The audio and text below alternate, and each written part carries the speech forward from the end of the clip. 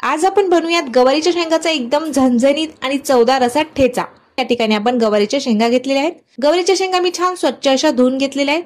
गवारीच्या सर्व शेंगा मी या ठिकाणी निसून घेतलेल्या आहेत। पाववाटी शेंगदाणे घेतलेले आहेत। एक 5 ते 6 हिरव्या मिरच्या घेतलेल्या आहेत। 7 ते 8 आपण लसणाच्या पाकळ्या घेतलेल्या आहेत आणि थोडीशी कोथिंबीर घेतलेली आहे। शेंगदाणे मी छान खरपूस असे भाजून घेतलेले आहेत। एका भांड्यामध्ये मी काढून घेतलेले आहेत। आता आपल्याला त्याच कढईमध्ये थोडंसं तेल टाकून घ्यायचं आहे। तेलावरती आपल्याला लसण आणि मिरची परतून घ्यायची आहे। यामध्ये मी कोथिंबीर टाकून घेत आहे। गवारीच्या शेंगा देखील मी छान डाग पडेपर्यंत भाजून घेतलेल्या आहेत। शेंगदाणे, हिरवी मिरची आणि लसण मी मिक्सरच्या जारमध्ये टाकून घेतलेलं आहे। थोडंसं मीठ देखील टाकून घेतलेलं आहे। शेंगदाणे मी अशा पद्धतीने थोडेसे जाडसर असे कुटून घेतलेले आहेत। आता यामध्ये आपल्याला गवारीच्या शेंगा टाकून घ्यायच्या आहेत। तर गवारीच्या शेंगा जास्त बारीक न करता मी थोड्याशा जाडसर ठेवलेल्या आहेत। आता आपल्याला या ठेच्याला छान तडका द्यायचा आहे। कढईमध्ये मी तेल टाकून घेतलेलं आहे। यामध्ये मी अर्धा चमचा जिरे टाकून घेतलेले आहेत।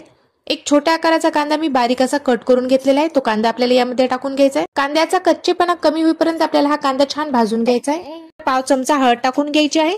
मिक्सरला बारीक करून घेतलेला जो ठेचा आहे तो आपल्याला यावरती टाकून घ्यायचा आहे। चवीनुसार आपण यामध्ये मीठ टाकून घेतलेला आहे। ठेचा आता आपल्याला झाकून ठेवून एक वाफ काढून घ्यायची आहे। एकदम झणझणीत आणि चवदार असा आपला हा गवारीचा ठेचा तयार झालेला आहे।